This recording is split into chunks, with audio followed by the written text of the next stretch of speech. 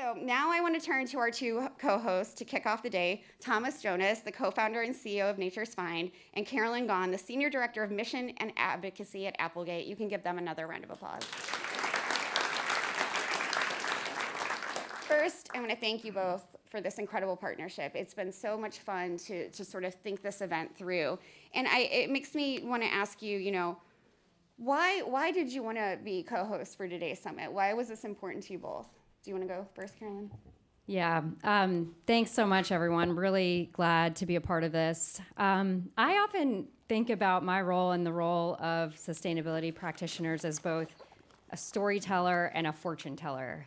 Impact work in the food space is so unique and nuanced because it's rooted in history. Food is the story of people, of nature, of heritage and tradition, of freedom and suffering. And so in our work, it's so important that we root ourselves in that history to guide where we go next. And as fortune tellers, we have the opportunity to sort of paint that picture of what the future can look like, the future of our business, of our industry, of the world, if we are successful in that mission. And so it's really, these types of gatherings where we can do this knowledge sharing and learning that really allow us to sort of set that course.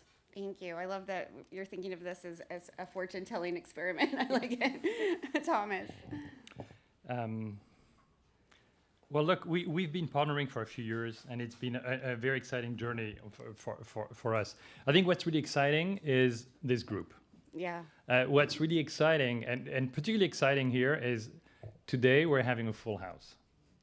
And I think, I know your job is hard if you need to pitch sustainabilities in your companies, and it feels right now that it's a little bit harder than it was probably last year or the year before or a few years ago. And that's why it's exciting to see this as a full house. It's exciting to see that people are committed to it. It's not as popular, let's be honest. It's not as popular as it was a few years ago to be pro-sustainability. It's not yet a federal crime, so don't freak out. Not yet. It might be. We don't know yet. But it is challenging. And and I think there's a lot also of self-censorship happening. And I think as a community, we need to be very, very careful about that. We need to be forceful about that. The issues that we are collectively raising are not going away. And they are not fantasies. They're very real. And as you mentioned in your intro, they're only going to impact us more and more. So I think it's important that we keep in mind that the number one source for greenhouse emission is the way we grow our food today. And greenhouse gas emission are going to continue to be one of the most factor for destabilization on this planet. And if you think we are in a very balanced situation, you haven't been paying attention. So I think we can have an impact. Let's not forget that. We can have an impact. We can make these things change.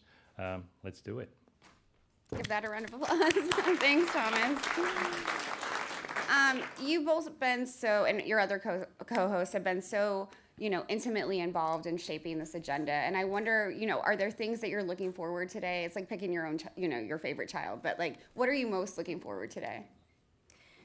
Yeah, I'm so excited. Climate Week is so exciting because it is a time to step away from that day-to-day sort of short-term timeline and kind of really think about the long term. So, we can kind of, take the quarterly reports, the fiscal years, the timelines that we're all just sort of, waking up every day thinking about, and now just kind of put it on a 10-year horizon. What does that future look like? Yeah. And I think I'm just really excited personally to learn from the program today. We have a cross sector of the industry, just diverse perspectives that I know I will be taking back to engage my work moving forward. Just kind of out of the box thinking for me. So absolutely, that's great, Thomas.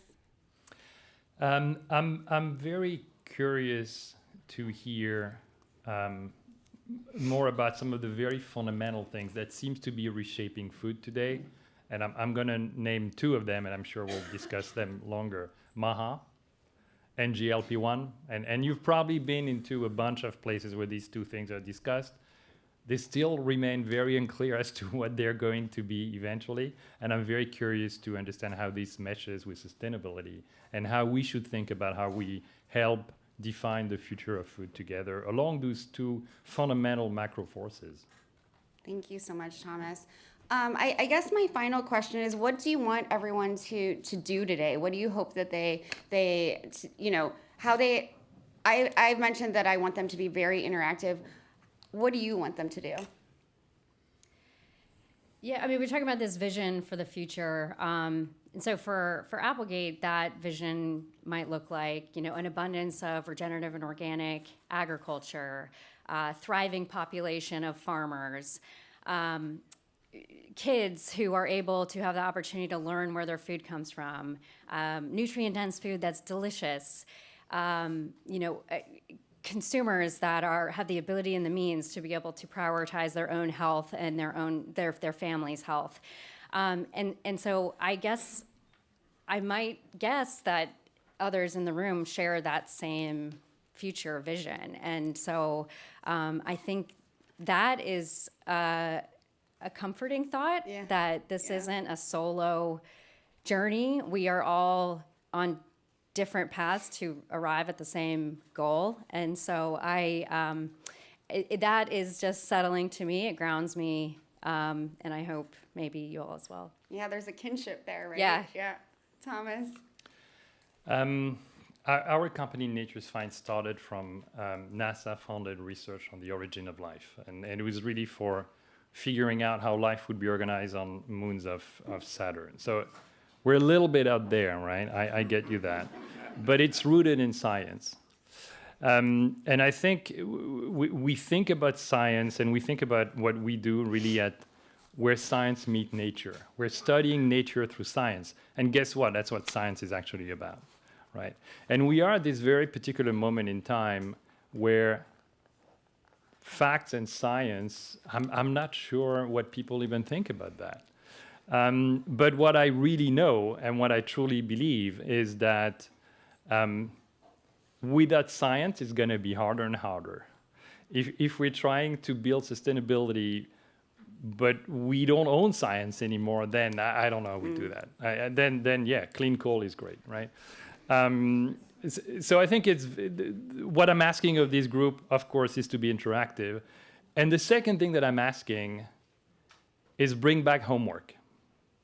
I want you to bring back homework. It doesn't stop here. It starts here, and it continues when you get back into your job.